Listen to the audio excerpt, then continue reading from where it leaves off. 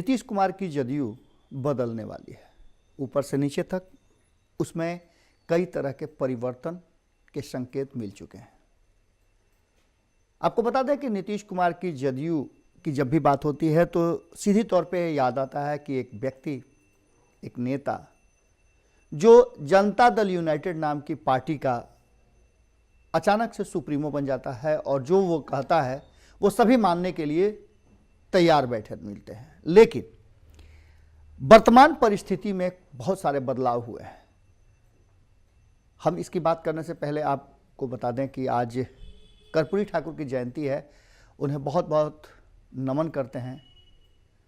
और कर्पूरी ठाकुर का नाम याद आते ही कुछ प्रसंग भी याद आ जाते हैं कि समाजवादी धारा के लोग कर्पूरी ठाकुर का नाम जरूर लेते हैं, क्योंकि कर्पूरी ठाकुर वो शख्स थे जिन्होंने बिना किसी की परवाह किए हुए जो पिछड़ों को, अति पिछड़ों को एक रास्ता दिया, राजनीति में लेकर के आए, सम्मान दिलवाया। उसके कारण समाजवादी धारा के कई नेता और लगभग सभी नेता कर्पूरी ठाकुर को अपना आदर्श मानते हैं। आदर्श मानना भी चाहिए, क्योंकि जिस व्यक्ति के राजनीतिक जीवन की एक अलग धारा हो जो कि आधुनिक राजनीति से कहीं मेल नहीं खाती है। कहते तो जरूर हैं कि हम जेपी और कर्पूरी के चेला हैं, पर किसी भी वर्तमान परिस्थिति में आप देख लेंगे तो किसी भी खास करके मुख्यमंत्री की पत्नी, बच्चे न तो बकरी चराते आपको मिलेंगे और न ही इस बात के लिए जद्दोजहद करते मिलेंगे कि हमें भी राजनीति में आना है। लोग दोनों हाथों से उठा करके राजनीति में प्रवेश कराते हैं और अपनी विरासत सौंप देते हैं। हालांकि नीतीश कुमार इससे थोड़े अलग हैं, इसके पीछे कारण बहुत हैं, उस कारण पर हम चर्चा नहीं करेंगे। हम चर्चा कर रहे थे कि जदयू में भारी बदलाव के संकेत और नीतीश कुमार की जदयू बदलने वाली है। ऐसा अक्सर हुआ है, नीतीश कुमार की जदयू पहले भी बदली है। आज भोरे भोर में हम आपसे इसी विषय पर चर्चा करने बैठे हैं कि आखिर नीतीश कुमार ने जो फैसला लिया है पिछले कुछ दिनों पूर्व, क्या इसे बदलने की जरूरत होगी? क्या यह फैसला उस फैसले की तरह है जो 2014 में लोकसभा चुनाव हारने के बाद मुख्यमंत्री रहते हुए नीतीश कुमार ने नैतिकता के आधार पर इस्तीफा दिया था कि मैंने जो चाहिए था वो प्रदर्शन नहीं करा पाया अपनी पार्टी को, इसलिए मैं इस्तीफा देता हूं, और उन्होंने जीतन राम मांझी को बना दिया था। ठीक उसी तरह से 2020 के चुनाव के बाद जो परिणाम आए, उसके बाद से कहीं ना कहीं नीतीश कुमार ने यह फैसला किया, और इस फैसले के पीछे बहुत सारे कारण हमने आपको पहले बता दिए हैं। आरसीपी सिंह के हाथ में पार्टी की कमान दे दी। ऐसा ही हुआ था जब नीतीश कुमार को पूरा अधिकार दिया गया था। शरद यादव आज भी कलप रहे होंगे, जहां भी हों हैं, सुना है कि बहुत ज़्यादा अस्वस्थ हैं। उसके बावजूद भी टीस जो उनके मन में थी वो टीस रह ही गई कि अचानक से उन्हें बड़ी बेआबरू होकर के निकलना पड़ा था जदयू से। हम बात कर रहे थे समाजवादी विचारधारा के। समाजवादी विचारधारा के लोग कभी भी स्वयं की चिंता नहीं करते हैं, लेकिन नीतीश कुमार थोड़ा इससे अलग है। समाजवादी होते हुए भी वो स्वयं की चिंता ज़्यादा करते हैं और सत्ता में कैसे बने रहें उसके लिए समझौते अक्सर करते हैं, जो नीतीश कुमार की प्रकृति के विपरीत है। अब नीतीश कुमार की जदयू को बदलने की कवायद शुरू हो चुकी। आपने देखा होगा कि चुनाव के बाद कई दौर के मंथन हुए, लगातार मंथन हो रहे हैं और आरसीपी सिंह कार्यालय में बैठ रहे हैं, लोगों से मिल रहे हैं, बहुत सारी बातें हो रही हैं। जो बातें सामने आ रही हैं उसमें एक बात बहुत महत्वपूर्ण है कि इस हार का ठीकरा कहीं ना कहीं बीजेपी के ढुलमुल रवैये पर फूट रहा है। हालांकि इन सब बातों को धीरे धीरे दरकिनार करने और दबाने का प्रयास हो रहा है और हार के लिए कुछ लोगों को चिन्हित किया जा रहा है। उनमें से पार्टी के भी बहुत सारे लोग हैं। इन सब बातों को लेकर के आरसीपी सिंह चूंकि एडमिनिस्ट्रेटिव रहे हैं, प्रशासनिक अधिकारी रहे हैं, इसलिए उनकी शैली राजनीतिक की तरह नहीं होगी। उनकी शैली एक कॉरपोरेट या फिर कहा जाए एक प्रशासनिक अधिकारी की तरह है। वो चीज़ों को उसी भाषा में उसी तरह से समझते हैं, जिसकी जैसी रही भावना प्रभु मुहूर्त देखे तैसी वाली बात है। और वो अपने हिसाब से चीज़ों को कर रहे हैं। हालांकि ये चीज़ें करने के लिए नीतीश कुमार ने एक पहले भी शख्स को रखा था जिसकी नहीं चली, प्रशांत किशोर की मैं बात कर रहा हूँ। प्रशांत किशोर को जब नीतीश कुमार ने बहुत करीब लाया, 2015 के चुनाव में जीत मिली महागठबंधन को और नीतीश कुमार बहुत उभर करके सामने आए, 2014 के हार का जो दंश था उसे समाप्त करवाया कहीं ना कहीं प्रशांत किशोर ने। उसके बाद से प्रशांत किशोर को बहुत सारी चीज़ें मिली। प्रशांत किशोर को यहाँ तक मिला कि उन्हें कैबिनेट का दर्जा भी मिला, न किसी सदन में रहते हुए भी।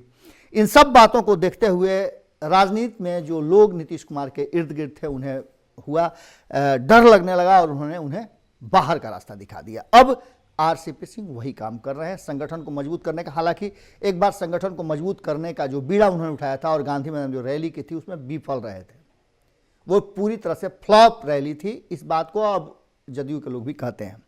लेकिन एक बार फिर से जब उनके हाथ में पार्टी की कमान आई है तो उनका शक्ति बढ़ गया है और इस शक्ति बढ़ाने में कहीं ना कहीं वो और ज़्यादा अहम रह रहे हैं। उनका फैसला आपने सुना ही होगा कि लव कुश समीकरण जो नीतीश कुमार साधते थे, वो चाहते तो किसी और के साथ लव कुश समीकरण साधना था, लेकिन उन्होंने उसी जगह पर एक शख्स को ला दिया, उमेश कुशवाहा को, और लव कुश समीकरण साधने का नीतीश कुमार को प्रमाण दे दिया कि हमने साथ दिया।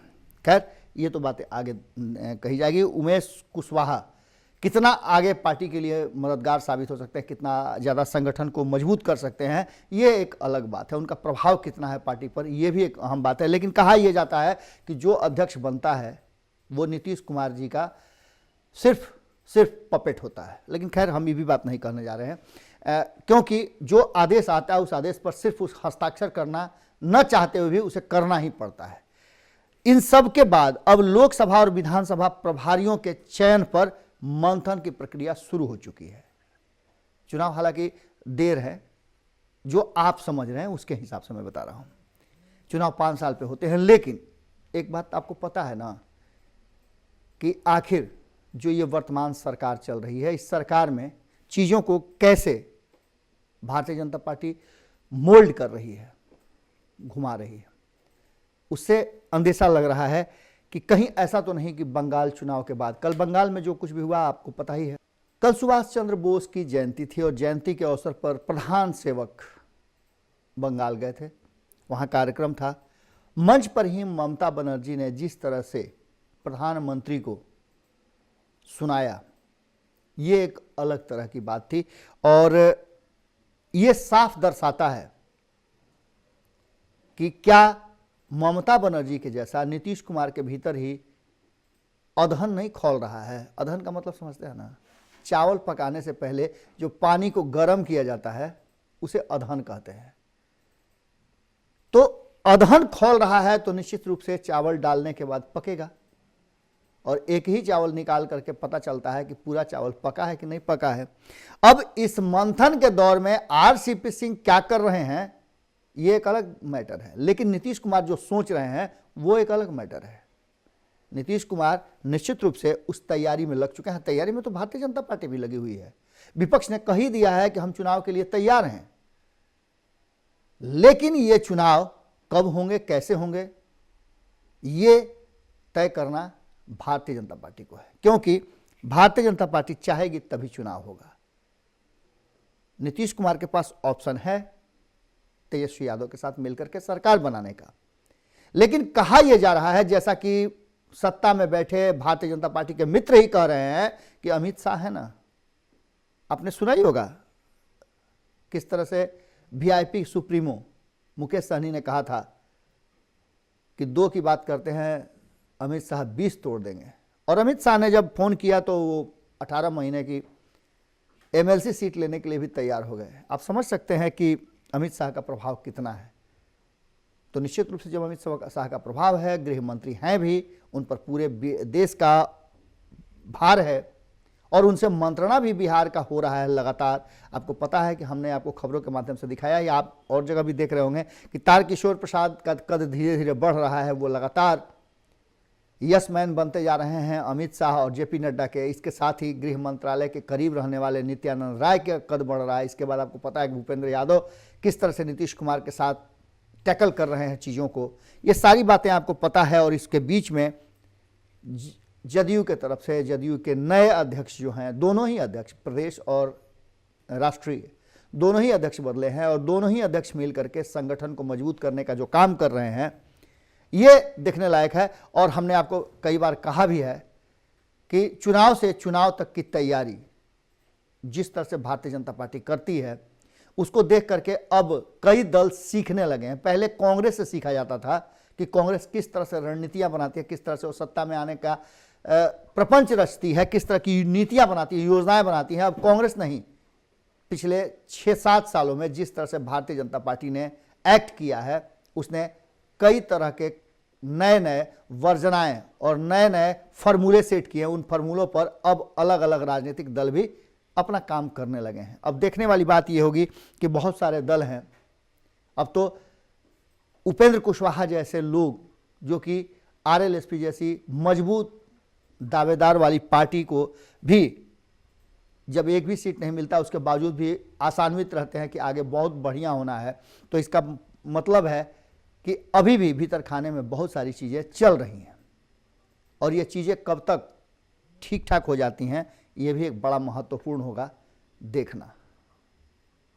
जब संगठन में धीरे धीरे आरसीपी सिंह अपना मजबूत पकड़ बना करके नीतीश कुमार के लोगों को या नीतीश कुमार द्वारा लाए गए पदधारकों को धीरे धीरे किनारे करने लगे हैं, तो इसका मतलब है कि अब जदयू भी नए कलेवर और तेवर में सामने आएगी। देखना होगा कि 6 महीने 7 महीने के बाद क्या कुछ निकल करके सामने आता है और आरसीपी सिंह, उमेश कुशवाहा मिल करके, लव कुश मिल करके कितना ज़्यादा बीजेपी और आरजेडी के रथ को, जो अश्वमेघ का घोड़ा है, उसे रोक पाते हैं। बहुत सारी चीज़ें हैं, बहुत सारे चुनौतियां हैं, उन चुनौतियों पर कैसे खरा उतरते हैं ये देखना बड़ा ही दिलचस्प होगा।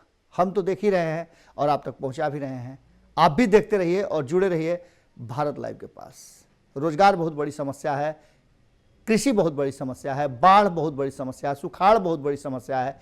इन समस्याओं से सरकार का ध्यान हट करके संगठन कैसे मजबूत किया जाए, ये ज़्यादा अहमियत रखता है। सरकार कैसे तोड़ जोड़ करके बनाई जाए, ये ज़्यादा अहमियत रहता है। आम जनता एक दिन की महाराज है, ये तो आप जानते ही हैं।